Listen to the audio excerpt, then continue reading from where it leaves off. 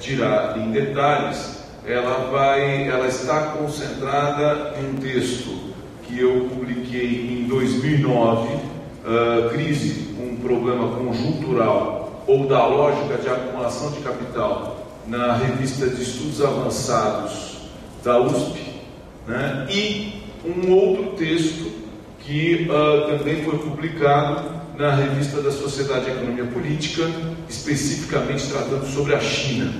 Então, eu vou fazer, na verdade, um apanhado. Como os dois textos são antigos, é lógico que existe toda uma modernização sobre exatamente o que eu vou falar, né? A ideia central,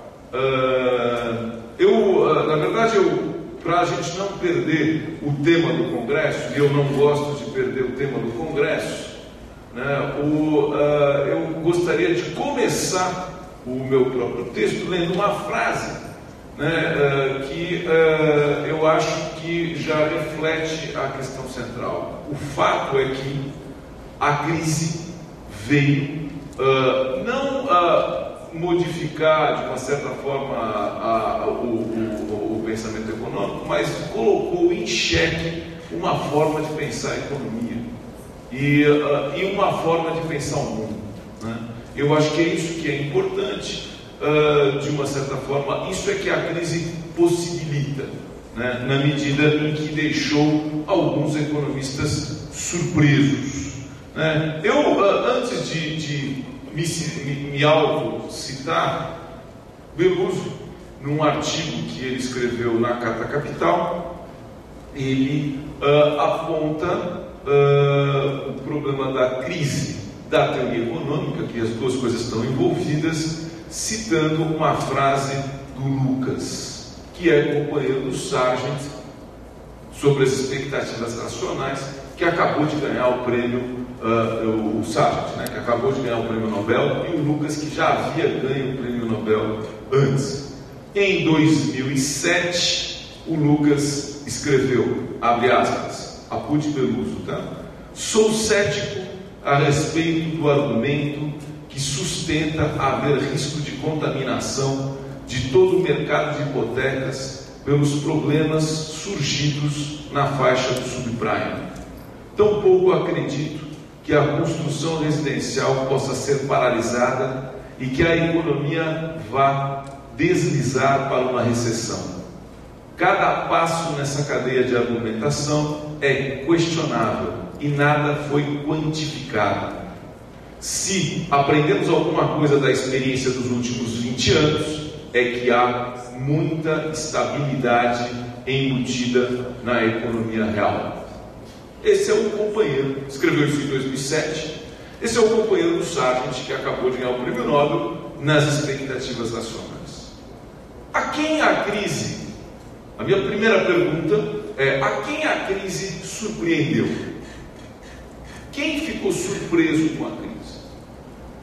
A surpresa com a crise tomou de assalto, me autocitando, a surpresa com a crise tomou de assalto estes economistas enebriados pela beleza plástica de seus modelos matemáticos de equilíbrio, ainda fundados na física newtoniana e em um processo de naturalização do funcionamento da economia, recuperado pela ideia de expectativas racionais de Robert Lucas, refundada no agente racional representativo, que na verdade apenas colocou roupa nova no velho homem econômico racional, utilitarista, inteligente e maximizador de sua satisfação, elementos que regiam os mercados de forma perfeita, o homem marshaliano.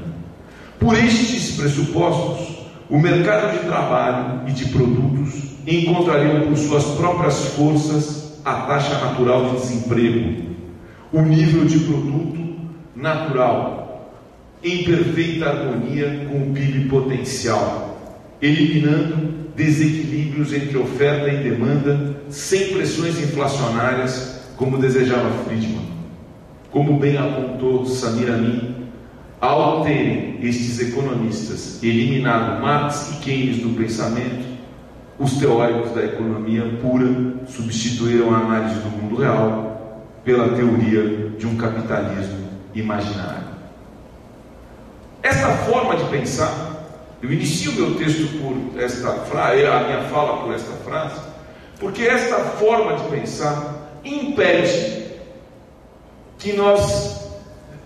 a nós ver o que está acontecendo com o capitalismo mundial.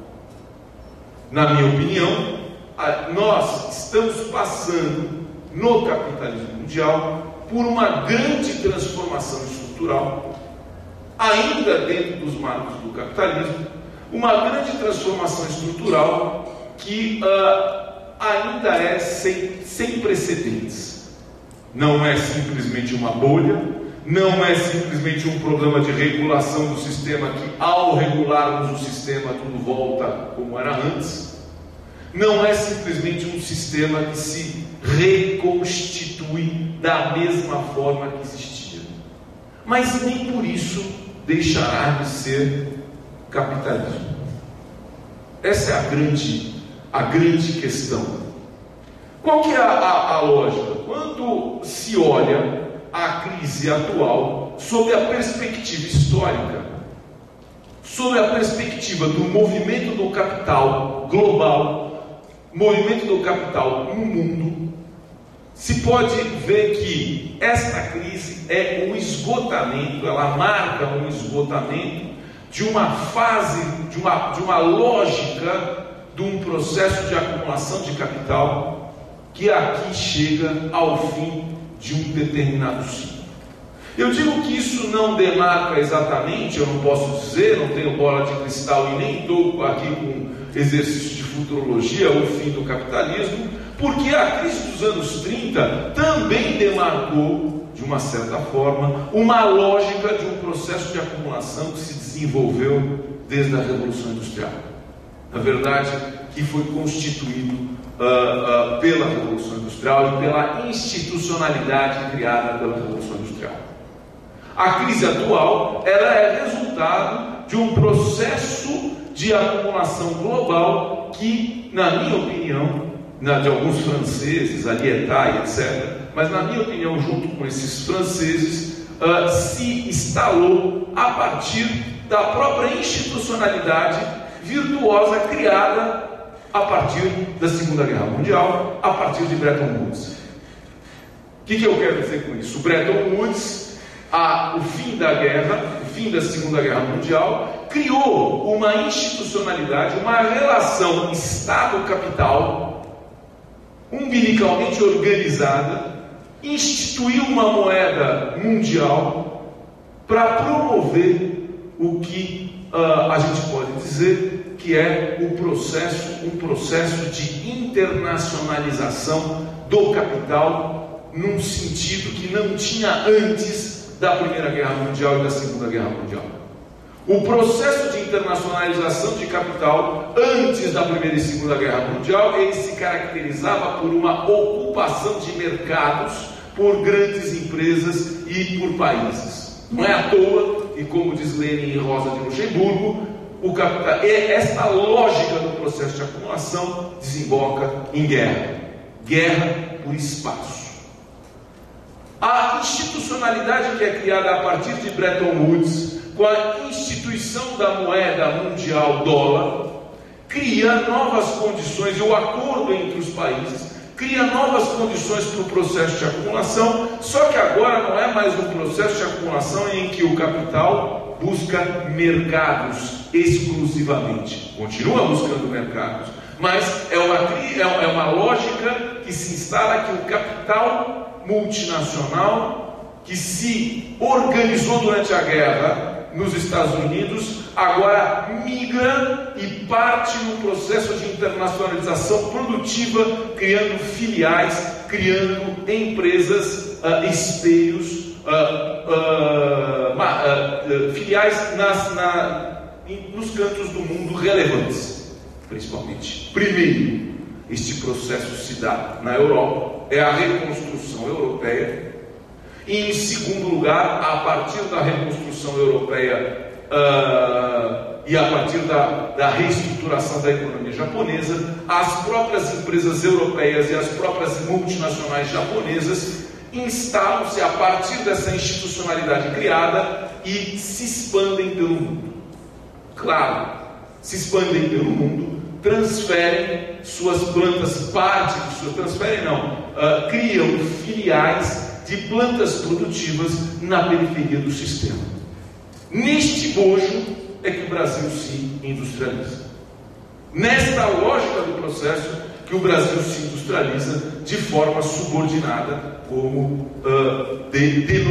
está denominado no título do meu livro, que trata desse aspecto específico. Esse capital, essa institucionalidade criada, que coloca este capital, espalha estas empresas, essas filiais de multinacionais pelo mundo, este processo é um processo do quê? É resultado de um processo de acumulação de capital nos centros, que para as empresas continuarem crescendo, para as empresas continuarem se ampliando, uma necessidade intrínseca do capital, elas precisam se expandir e ocupar novos espaços. E essa essa criação de filiais na periferia é exatamente resultado desse processo de expansão do capital global, no sentido de ocupar os espaços relevantes do mundo. Em meados dos anos 70, este processo ele se esgota. Se esgota em que sentido? A Volkswagen já está instalada no Brasil. A Ford já está instalada no Brasil. A economia europeia já havia há bastante tempo se reconstruído. Há bastante tempo, desde os anos 50.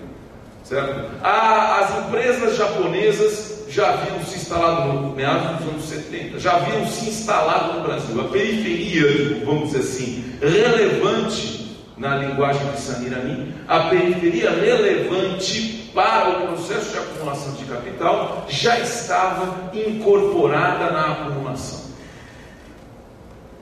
Não é à toa que o capital, por sua necessidade intrínseca, as grandes empresas, por sua necessidade intrínseca de dar continuidade ao processo de investimento, ao processo de implantação, de ampliação, ao processo de ocupação de espaços relevantes, e ao esgotarem-se esses espaços, o sistema, de uma certa forma, observa as suas primeiras contradições, que já no final dos anos 70 se caracterizavam como prenúncios de um esgotamento do processo. Que esgotamento, que processo é esse que começa a se esgotar no final dos anos 70? É este ciclo virtuoso de acumulação, de internacionalização do capital, que se iniciou com a institucionalidade criada no pós-guerra.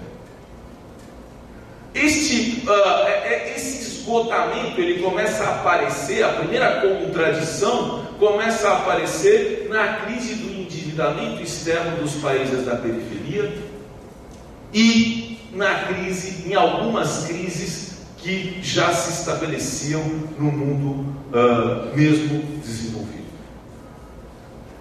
Processo esse que o capital não encontrava mais espaço relevante para dar continuidade aos seus investimentos.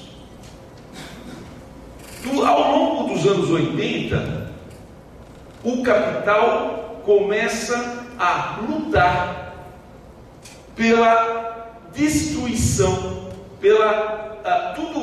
toda a institucionalidade que havia permitido o processo de expansão capitalista passa a ser, nos anos 80, no final dos anos 70, contraproducente ao processo de acumulação de capital. Neste momento, esgotado o espaço de acumulação, o capital precisa, para continuar a sua lucratividade, para continuar tendo lucro, ele precisa de um processo que os administradores chamam de reengenharia, de reestruturação produtiva.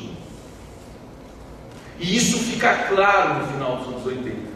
Essa significa, na linguagem de Marx, significa o capital, ao não encontrar mais espaço